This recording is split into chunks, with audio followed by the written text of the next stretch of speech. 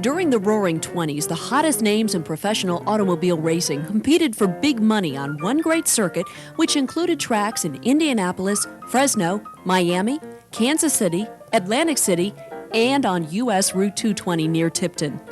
Every Flag Day and Labor Day from 1923 to 1929, the sports world focused its attention on the Indy of the East, the Altoona Speedway.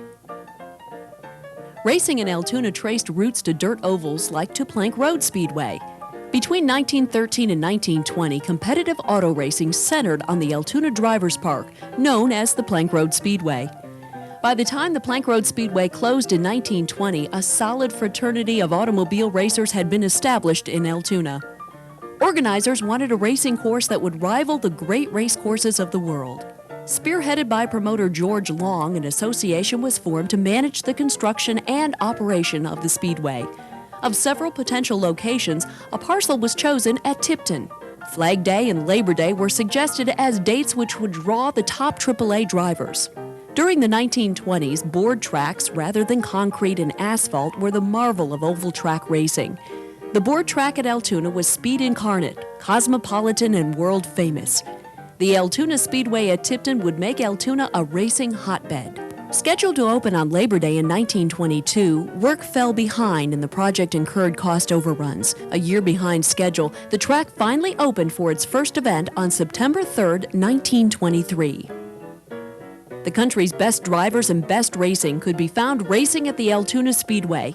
Indianapolis 500 champions became regulars here.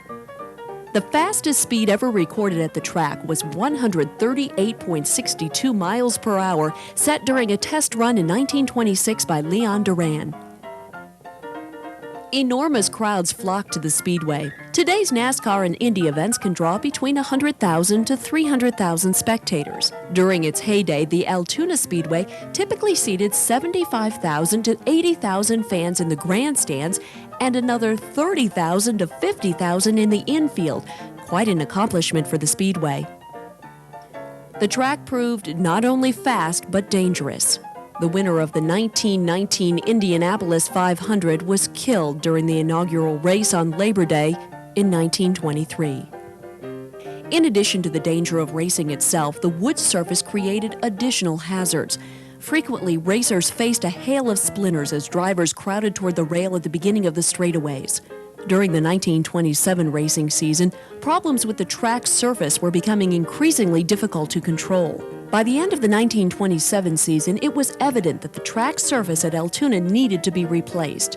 At a cost of $30,000, a 14-foot section of the track was replaced. At the conclusion of the 1929 season, the operation was not in bad shape financially, but when the stock market crash hit in October of that year, cash was available to liquidate the initial debt, but the banks which held the new notes for the $30,000 renovation also demanded payment. The track was placed into receivership. It was evident that the track needed to run to make money. By now, the cost of putting on the event had grown to $55,000, and it was difficult to get a large enough gate in Depression America to offset these costs. By 1931, both the condition of the racing service and track finances were at a low point. Management was able to promote two last races, one on July 4th and a final Labor Day event. That Labor Day race was also the last major board track event run in the country. For a brief moment in history, Altoona was at the pinnacle of automobile racing. Everything the founders had wanted to achieve in terms of the sport and spectator interest had been fulfilled.